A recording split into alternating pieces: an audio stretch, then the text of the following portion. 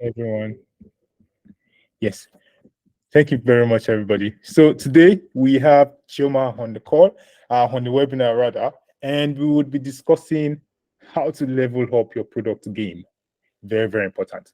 And specifically, we want to talk about how data can help you build the next big thing. And if you've been following the news recently, you know how important data is, right? Building anything or to you as a product manager. And today we have Chioma on the call, and Chioma is a certified product manager with a passion for leveraging technology to solve problems. And she's a great product manager that leads cross-functional teams at VISAUS to deliver innovative digital products. I'm reading it out, Chioma. I know you're smiling. I'll finish reading. And she's passionate about female-led startups, or she's also a co-founder at HeadQuest Radar, that is a female-led startup that helps millennials as well as Gen Zs learn about Nigerian history and culture. I love that. That's the part that I like the most personally, like helping people learn about the history and culture. So yeah, make welcome Chioma to the call, and she teaches us how to make the best of data to level up your product game. Thank you very much, Chioma. Thank you, Toby. Thank you for that intro. Hello, everybody. Welcome to today's webinar titled Leveling Up Your Product Game, How Data Can Help You Build the Next Big Thing. My name is Chioma, and today we'll be discussing how data can be used to build better products and create a competitive advantage in today's fast-paced market. All right, without further ado, let's get into it. Why is data so important in product management? Because I would like this webinar to be interactive. If someone can just tell me what they think, that would be great. Why do you think data is important? Call anybody, please. Just call anybody, and I can't see the list anymore. I'm sharing my screen too. So if you want to speak, you can raise up your hand and just go ahead and speak. I can call you so that I can give a response to the question Chioma is asking. Okay. Somebody raise up their hand. Leo, he will respond. Yeah, Leo just responded in the chat. He says it's important so you know you are in the right track. So you're building the right thing. Okay, that's good. All right. So there are a bunch of reasons why data is important in product management. So I'm just going to list 5 today. So let's start with reducing bias. So using data, you can reduce the influence of personal bias or your opinion while making decisions, product decisions. You can then make choices based on evidence and data analysis rather than just your assumptions or your gut instinct or feelings. That's number 1. Number 2 is improving accuracy. So data can provide you with accurate and reliable information that can help you make informed decisions.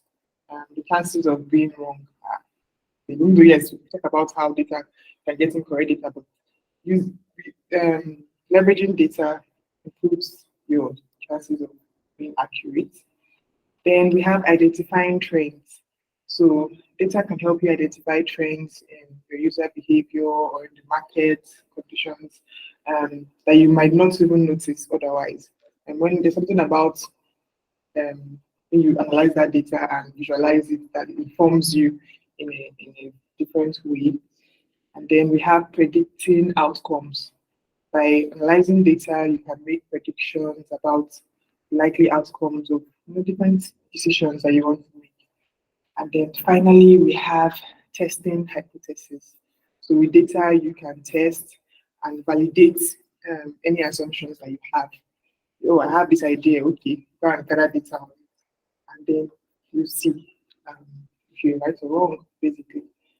Okay, so as a product manager, you're responsible for making decisions that can impact the success of your product. And you just have to use data to drive those decisions. So I want us to look at case studies of um, like different companies that have used data to drive their decisions. So let's start with um, identifying customer needs and preferences. So one of the most significant benefits of data-driven decision making is the ability to better understand your customers' needs and preferences. So let's look at Jumia, for example. I'm sure we're all familiar with Jumia, one of Nigeria's leading e-commerce companies. They use data to identify customer needs and preferences. They collect data on their customer behavior, their purchase history. They can tell you, okay, this particular person likes to buy so and so, and also from time to time they get feedback. This helps them to understand what product and service their customers are interested in. This helps them also to develop targeted marketing campaigns. So when you know what your customer likes, you can craft your marketing message in a way that it speaks to them. And also you can improve their product offerings based on that. They also use data to help them to prioritize the products that they would stock, funny enough. Um, when I was doing my research for this, I found out that they did research and found out that smartphones and fashion items are the most popular products on their platform. So because of that, they prioritize the stocking of these items. They can't go there and say if they're out of latest iPhone or Samsung. Yeah, because they know that people buy that a lot. Another thing that's come from analyzing customer feedback and how they make purchases is Jumia was able to identify the products that customers frequently buy together. So familiar with when you want to buy something, when you scroll down the page, you see something telling you, users or customers also purchase this. That comes from data. So, and that strategy not only increases revenue, but also improves the customer satisfaction because they don't have to think too much like, maybe for example, you have to buy toothpaste. I'll tell you that, people also buy mouthwash. Maybe you were going to buy mouthwash before, but just say it to you, thought like, okay, yeah, let me just purchase it together. That's for Jumia. Let's look at Zoom. So another thing that data did for Zoom, which I'm going to highlight here, is identifying the need for virtual backgrounds. Most of us will like showing what's it called, putting on our videos because sometimes maybe where we are is not professional enough or stuff. So Zoom, they did the data analysis and it showed that users were using physical backgrounds that were not always professional or appropriate for business meetings. And then they decided to introduce virtual backgrounds that allow users to change their background to a variety of options. Yes. So this feature was introduced in response to user feedback and usage data, which showed a clear need for a feature that would improve user experience. Okay, so now let's look at improving product performance. So I'm going to deep dive into WhatsApp here. We're all familiar with WhatsApp. So we all know that the group messaging feature of WhatsApp has been improved quite significantly. And that's because they've been using data and how people use their group messaging and feature to improve the performance of that feature. We saw that, okay, organizations like schools, churches, different even communities these days now rely on WhatsApp to communicate securely and get things done. It's also like it's a no-brainer. Everybody is used to WhatsApp. So with lots of feedback that they received, they said, okay, let's make it easier to help people manage all these conversations in the different groups that they're in. So in response to customer feedback, they introduced the community feature that allows users to bring together different groups under one umbrella with a structure that works for them. That way people can receive updates sent to the entire community and easily organize, like smaller discussion groups. So with communities now, I feel like that WhatsApp, they raised the bar for how organizations communicate. Some organizations even use WhatsApp now instead of Slack, because there's a high level of privacy and the end-to-end encryption helps. That's really not found anywhere at the moment. So that's an example of using data to improve the performance of your product. So we're going to look at optimizing pricing strategies, and we're going to deep dive into Konga. Konga is another Nigerian e-commerce company that uses data to optimize its pricing strategies. You may ask, how do they do this? Number one is dynamic pricing. So Konga uses data on product usage and customer feedback to implement dynamic pricing. They can look and say, okay, they will set prices in real time based on supply and demand. If a product is in high demand, Konga can increase its price to maximize profit. And also, if a product is not selling well, Konga can lower its price to stimulate demand. So people can say, oh, okay, maybe it's cheap enough for me to gamble, and then you purchase it. So this dynamic pricing strategy enables Konga to stay competitive in the marketplace while maximizing profits. They also use data on product usage to identify which products are most popular and which are not. That can then adjust prices according to that to maximize their profits. Another example we're going to look at here is Dropbox. So Dropbox is a popular cloud storage platform that uses data on customer behavior and feedback to optimize pricing strategy. For example, the company has leveraged usage data to identify which users are most likely to upgrade to a paid plan.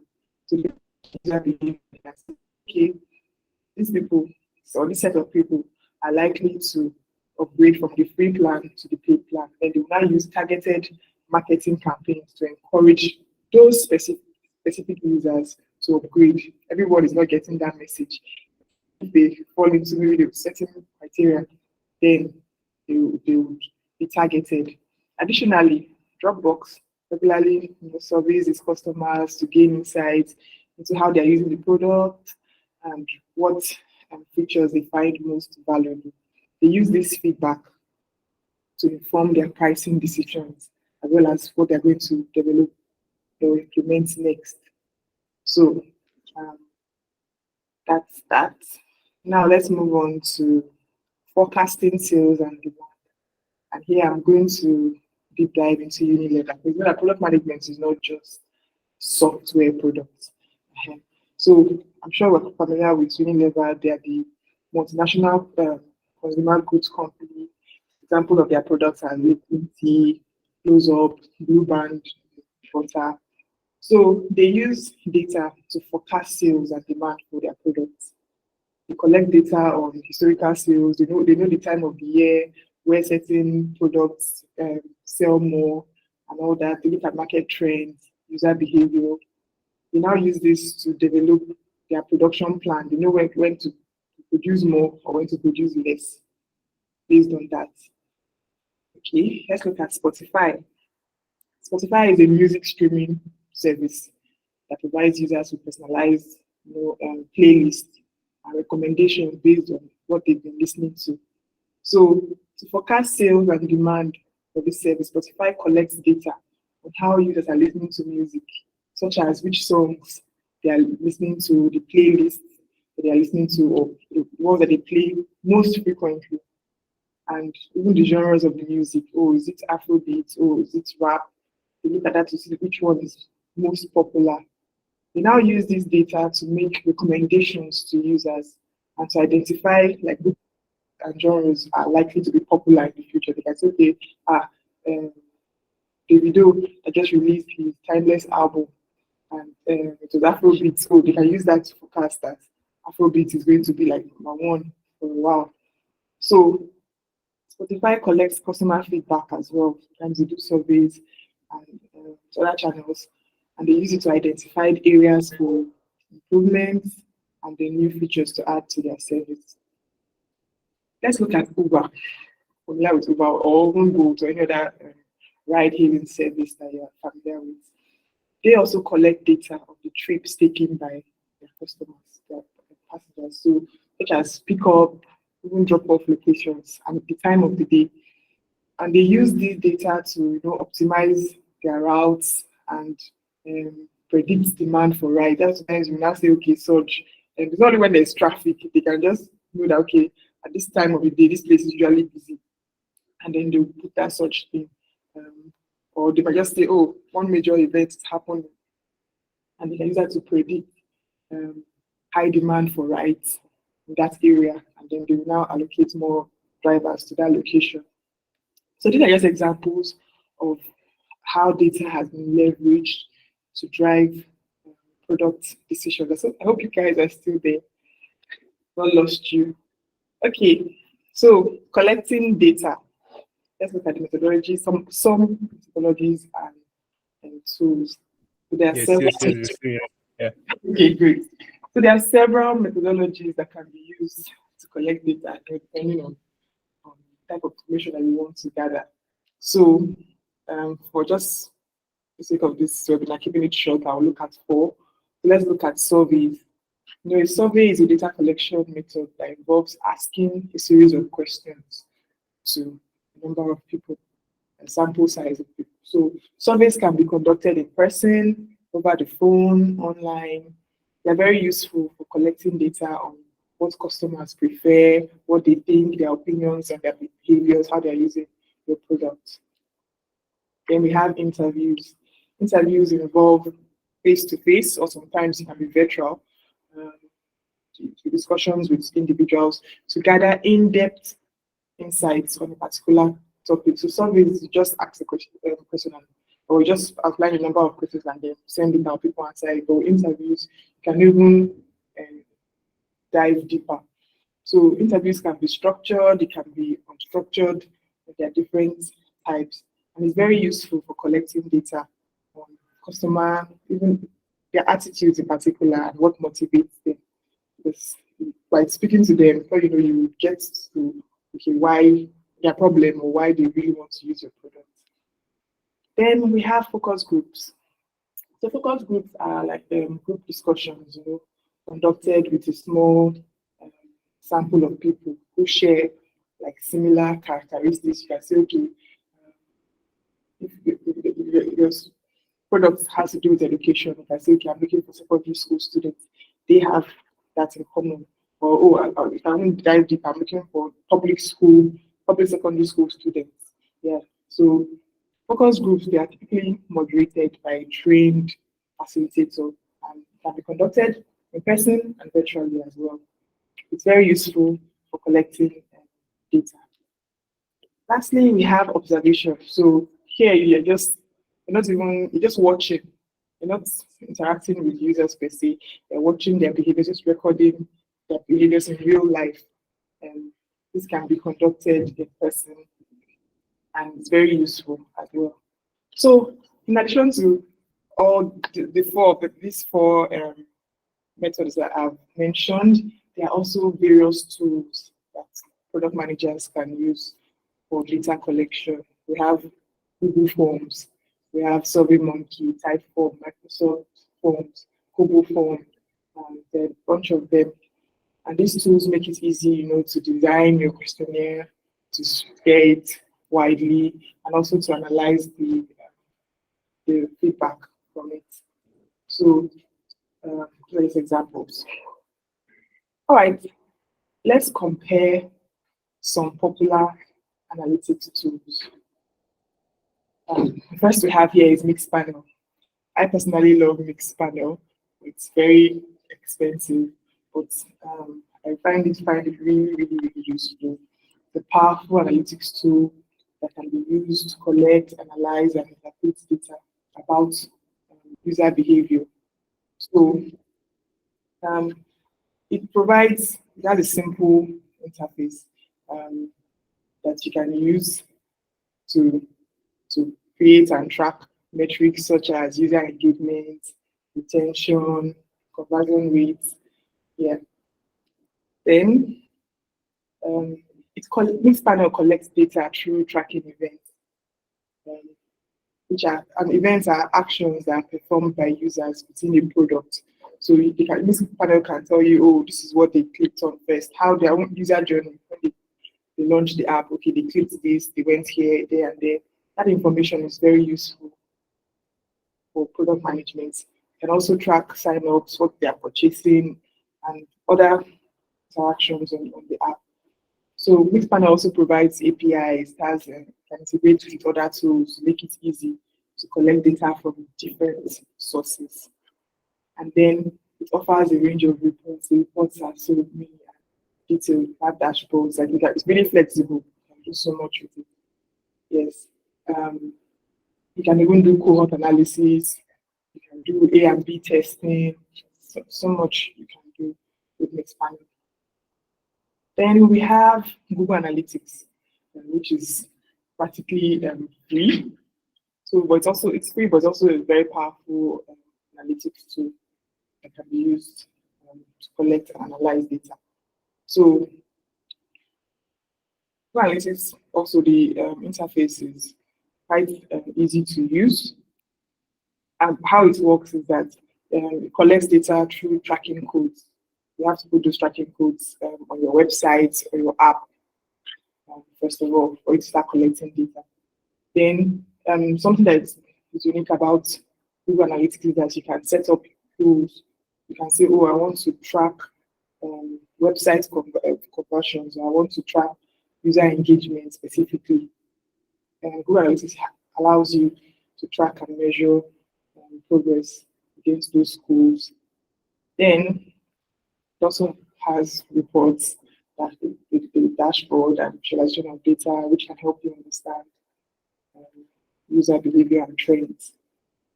Lastly, we have CleverTap. CleverTap is another analytics and engagement tool that can be used by product managers. What is unique about CleverTap is that it does this user segmentation. So it can allow you to segment your users based on their behavior, their demographics, and other attributes. So by segmenting users, as product managers, you can now target specific groups with personalized messages, and you can also increase engagement and retention. So CleverTap has this personalized user experience feature like push notifications. You can send push notifications using CleverTap, in-app messages, and even email campaigns. Also, it has a dashboard and reports and all that. Just like it. So I just picked these three for us to just compare. There are others, but my favorites. Okay, so now let's look at the challenges and best practices with leveraging data. Not that our data is great and everything, but right, there are challenges with leveraging data. So the first one I wanted to look at here is limited access to data. So many businesses in Africa, in Nigeria, were operating in markets where the data is scarce or is even non-existent. Like places where it doesn't even exist, it's not been collected. So this limits our ability to gather insights into customer needs and their preferences, and this makes it difficult to design products that meet needs of those kind of users. Then we have low data quality, data quality issues in general. In many cases, data that is available in Africa and Nigeria is of poor quality. This is as a result of lack of standardization in data collection, data storage, some data is still in hard copy, and also data processing. So as a result of this, businesses struggle to make sense of the data that they have, and they can't make decisions, or they make decisions with incomplete or inaccurate information. Then another challenge we have is limited technical expertise. Many businesses in Africa lack the technical expertise needed to collect, analyze, and interpret data. And this can be attributed to like the skill set, there's a shortage of skilled data professionals, or there's a lack of training opportunities for existing staff and all that. So to address this challenge, really, people have to invest in training programs to develop the necessary skills needed for data analysis and that. Then we have limited resources. So leveraging data for product management requires resources, technology infrastructure, financial resources, academic standards, what they're about, it's not cheap. So many businesses they don't have the resources needed to invest in that and to limit their ability to leverage data for product management. Okay, let's also not just look at the bad side, also look at some best practices. And the first one is developing a data-driven culture. So to be able to leverage data for product management, we need to develop a culture that values data. This involves creating awareness of the importance of data, providing training opportunities, applauding data-driven decisions. So yes, this is what will help drive the culture of being data-driven. Sorry, we also use driven twice. Then we have invest in data infrastructure. So investing in this data infrastructure to enable efficient data collection, storage, processing. Yes, this involves investing in data management systems, analytic tools, cloud-based storage solutions. Even in Nigeria itself, there's this data security and privacy that are really concerning due to the increase in cases of data breaches and cyber attack. So companies must ensure that they comply with the relevant data protection laws. There's even one law called Nigerian Data Protection Regulation. Yeah. So then we have focus on data quality. To ensure that the data collected is of high quality, there's a need to implement standard data collection processes. This involves verifying the data for accuracy and completeness, ensure the data is consistent and up to date, because data collected today doesn't mean you have to refresh it. If not, after a while it becomes outdated. And then cleaning data is also very, very important. Then we have collaboration with data experts. So to overcome this challenge, there's a need to collaborate with people who know this stuff, who are experts in data analysis. This involves hiring such people or partnering with data analytic firms. Yes. So you know that product management is an iterative process, continuous testing and improvement. So the companies need to use data to test and validate their product hypotheses, identify areas for improvement, and then make necessary changes in their product. So in conclusion, data can be a game changer for product managers. I have seen it firsthand. So collecting and analyzing data, product managers, you can gain valuable insights into customer behavior and their preferences, which can now be used to create products that meet their needs. And when you create products that meet customer needs, that's like the next big thing. So it's important, like I said before, to ensure that the data you collect is accurate, is unbiased, and is protected. So by following these best practices I've mentioned here, we can use data to create a competitive advantage and take our products to the next level. So thank you so much for listening, and I hope you found this webinar informative and useful. Thank you. You can pick your questions now.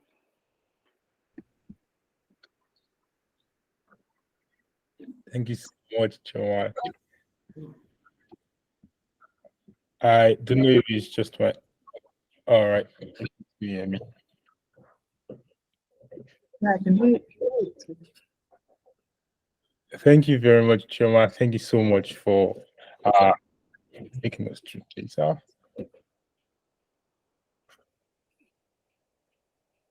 You're welcome. Can anyone hear me clearly? Yes. I can hear you.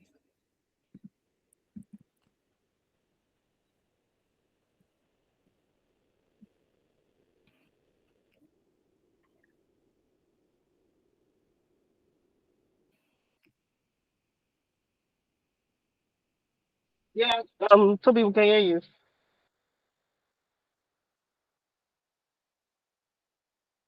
Toby, if you're speaking, we can't hear you.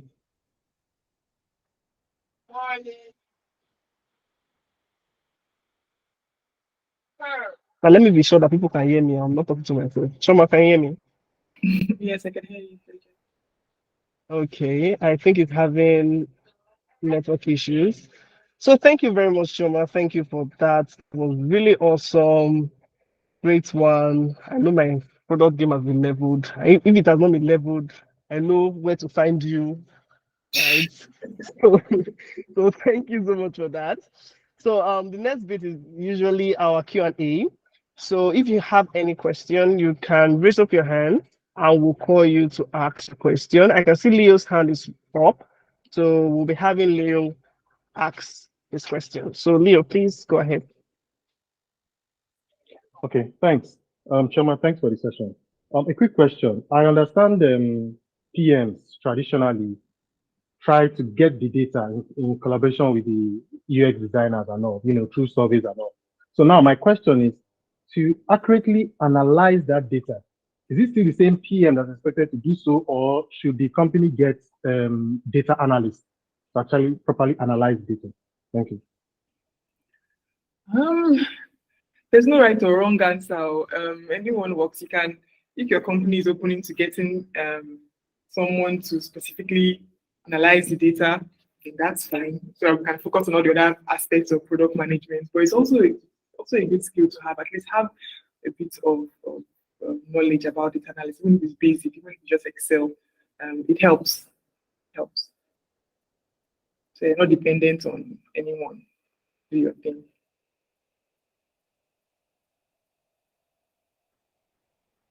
I hope I answered your question for you. Yeah, I think you did. Oh, You yes, just yes, you did. responded. Thanks. All right. Okay, great. Awesome. Cool. Do we have any more questions? Choma is here. She got you. She got you.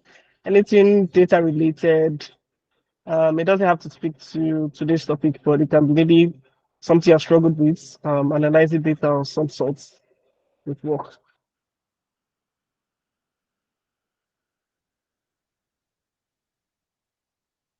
Choma, you know that saying where they say if nobody asks questions, means everybody understands. Abi? Or it could be that I've lost everybody.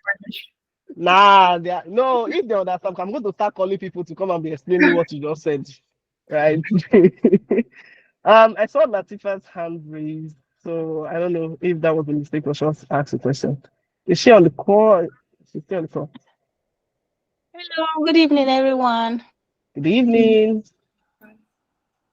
My question is not exactly related to what the topic, but I want to ask, as someone that is transitioning into product management, should we focus more on the data courses or we should focus more on product management main courses? Okay, as someone that's transitioning, focus on product management. There's a whole lot for you to learn there. So I would advise you focus on that first. When you've gotten your balance, then you can dive into data analysis of data. Yeah. Okay. Thank you. Thank you, Latifa. Latifa, are you transitioning? Are you on entry level? Where are you right now? I'm transitioning From where? from From which web field? to from e-commerce web store management to product management. You know, I'm about to ask, please, what is e-commerce web store management? Because So I just like online stores. I manage online stores for clients.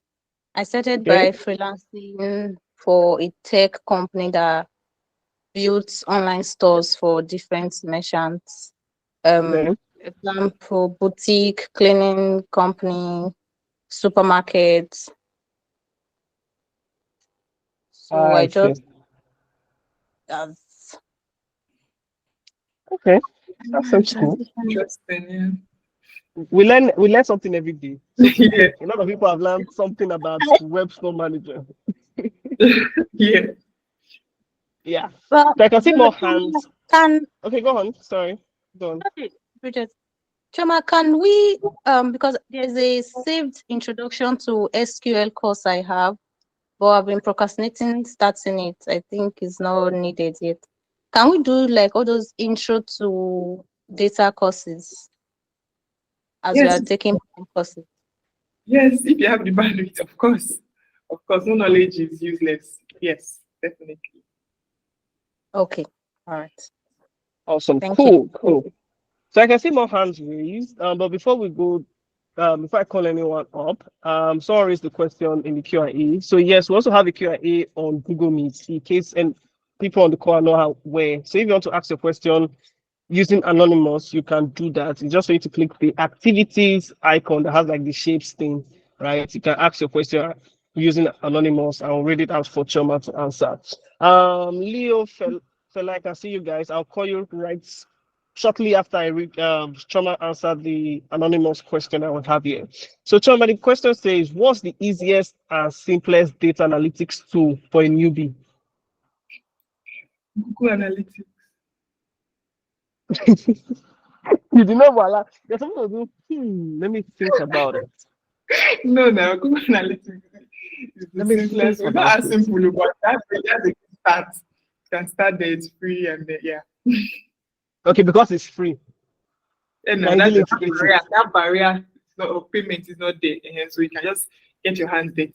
Yeah, even that it's still Okay. confusing today. So it's not as if it's totally and completely simple, but that's a good place to start. Okay, great. So guys, anonymous, if you are there, Google Analytics got you. Simple, easy, no payment barrier per se, and can easily integrate it to your products or software. Thank you, Yeah. Choma. So next person here, Leo, I can see your hands. You raised your hands before, fella. So do you have something to ask? Yes. Chioma, please, from your presentation, you mentioned some of these top tech companies actually monitor the usage of the apps and stuff. Isn't that a privacy policy thing, or did we sign out the right when we clicked on that terms and No, those agreement kind of thing? tiny things that we don't read, all those permission, they click here. You're always in a hurry to start using something. If you can dig all those tiny things, you see there, the market that you have accepted that they can use your data. So yeah.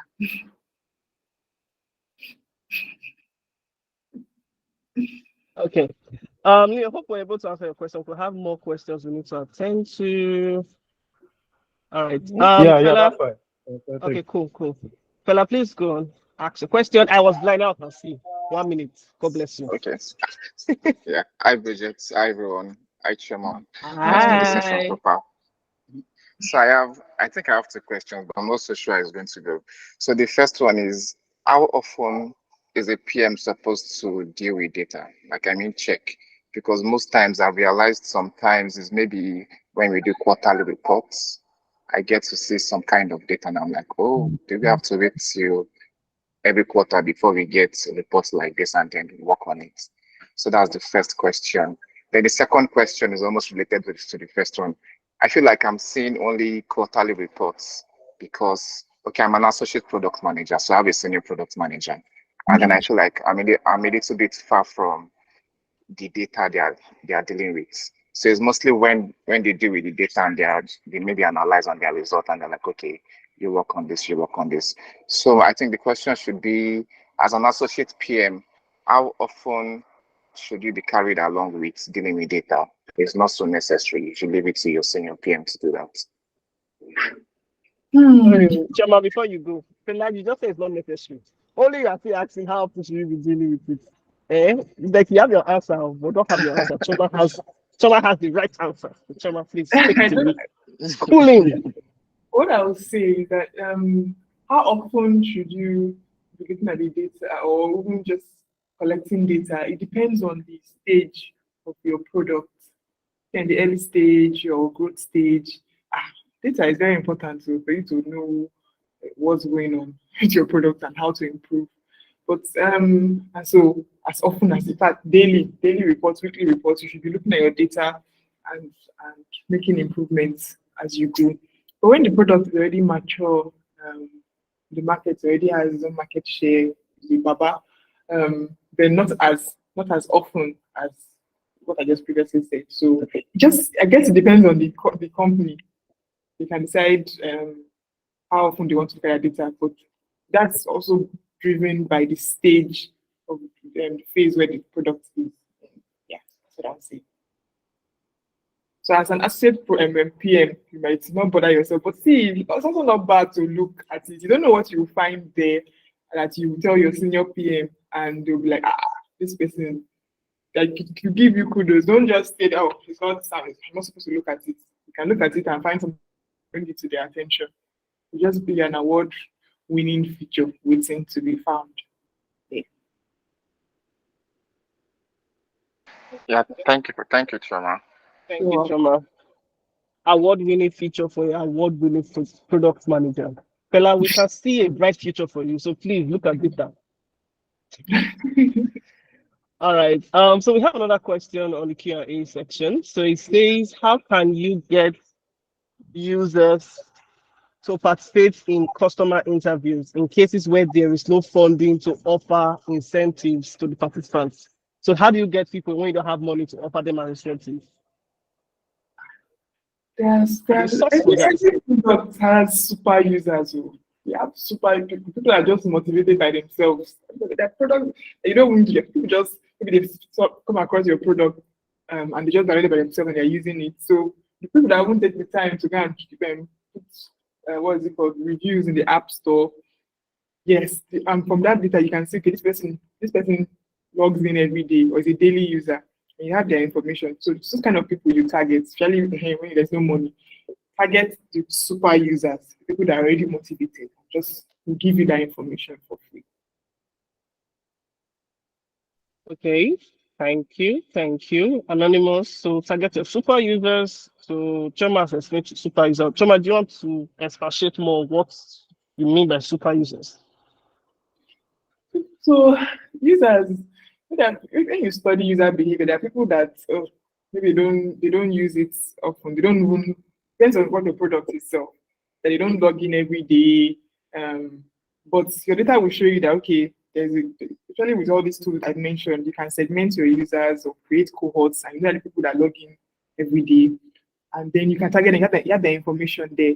Those people are typically motivated to they want to help. They are the ones that are dropping feedback on your social media channels. They will find you and they'll somehow drop feedback or oh, kudos to this thing, or I hate this product. Even the ones that give you bad reviews. You can also speak to them, reach out to them. Oh, so apologies for maybe the challenges you are facing with this. Please, how can we make it better? Beneath that anger is somebody that really wants to use your product and kind of disappointed them. So those people are also super users. All right, thank you so much for that, Chioma. Like I said, we're learning new stuff on this call. It's not just about data. Thank you. Do we have any more questions? Chioma is here to answer. Check the Q&A. If we have any questions there. Okay. So we don't have any more questions. I think it's 5 minutes to 8. So we'll just use this 5 minutes to wrap up. If any questions come up, I can always read it if it's not yet 8 p.m. If not, the person will have to reach out to you via Slack. So once again, I just want to say thank you, Chioma, for coming to share wisdom with us, your wisdom. So guys, I did get the call earlier. Chioma is the person that taught me everything I know about product management. I kid you not. Like, I didn't even know what product management is. What's being a PM. Chioma groomed me. So please help me to appreciate Chioma for grooming me. If not for Chioma, I would not even know what PIP is, what people in products, because I would have not been a product manager. So guys. So Chioma, thank you so much. Chioma is awesome. Like, she's really awesome. Really, really awesome. Thank Thank you for finding out time to come and share this knowledge with the members. And to my wonderful members also, you guys are amazing. I mentioned on Slack that I have a big announcement. So here's the announcement that I love you guys. You guys are amazing. You're the real rock star. The realest. That's actually my announcement. That's great. But really, guys, you guys are the real rock stars because you guys came true. You always come true for me. And I love that. So someone is asking, we can get recordings of the meeting. Yes, you can. It will be shared on the Slack community by tomorrow. So we'll also make an announcement on that. The recordings will be available tomorrow. It will be shared. So thank you so much. Our next community event of some sort is our check-in course. Happens every Saturday by 8 p.m., 8 to 10 p.m. We're having that. Also, Tuesdays, interview prep and group mentorship session. Last Tuesday or this past Tuesday, we did interview prep. So this coming Tuesday is our group mentorship session where we invite product leaders to come answer any questions you might be having, any burning questions, any misconceptions, any struggles you might be facing in your company that you don't really know what next step to take. Also, upper week, we're going to be having an interview prep session. For the last interview prep, we had someone who is a senior PM at Andela Topta to come answer questions that, or how you should approach answering questions during an interview. So we would have something packed for our members. That's why I say you guys are the real rock stars. So we want to urge you guys to keep joining because we're doing all of this for you to make sure that you guys are touching the money. So that you are touching the money, you say, there's budget somewhere. Let me message her. I ask her for a dollar account. You know, that kind of thing. So please ask me for my dollar account or Naira safe. Let me not be too greedy. Naira account is there. So come and think, really and really be helpful. Or the community. There's a donation link on our website. Say, keep community has really been impactful. Let me donate. But remember me first to remember the community. I'm joking. Before they come for me. I'm joking. But remember me. Yeah. So thank you so much. Have a lovely evening. See you in the next one. Signing out, your host with the most, Bridget. Bye, guys. Bye. Bye.